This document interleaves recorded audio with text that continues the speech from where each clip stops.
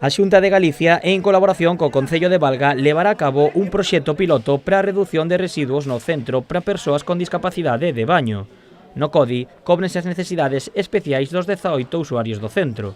Con este proxecto realizaránse diferentes actividades para a reciclaxe e reutilización de diferentes materiais.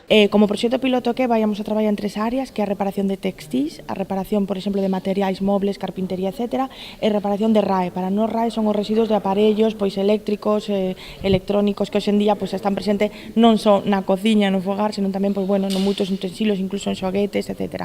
E temos visto que hai certos componentes, digamos, destes materiais que poden ser reutilizables, evidentemente son moi útiles a nivel económico, pero poden ser moi perxudiciais se botan en calquer sitio e poden, como tal, perxudicar o medio. A Xunta manterá un seguimento do proxecto. Se os resultados son positivos, crearase unha rede galega de reducción de residuos. Con esta proba piloto vamos a ver como funciona e se todo vai ben, pois daqui, digamos, a 3-4 meses vamos a ter xa unha entidade, digamos, características, digamos, unha porcentaxe, ter tamén uns resultados para ver como facemos esta rede galega que queremos estender e que valga o primeiro concello piloto para facer a extensión da rede ao resto dos concellos que así o desexen nos seus municipios. O alcalde destacou a labor que se está a levar a cabo no centro. Como podestes comprobar, pois fan aí traballos que parecen increíbles, ou polo menos parecíanos a nós cando se iniciaron, pero cos profesionales que temos aquí contratados, pois están facendo unha labor moi importante. Bello Maneiro agradeceu o apoio da Xunta, pero cargou contra a presidenta da Deputación pola falla de apoios.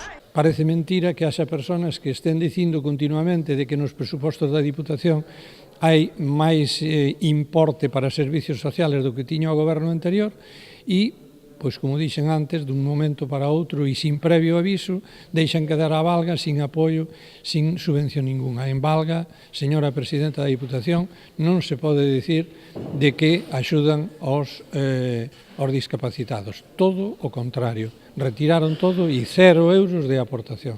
Ademais das tarefas do proxecto, no centro tamén se lle ofrecen aos usuarios outras actividades como clases de música ou de artes plásticas.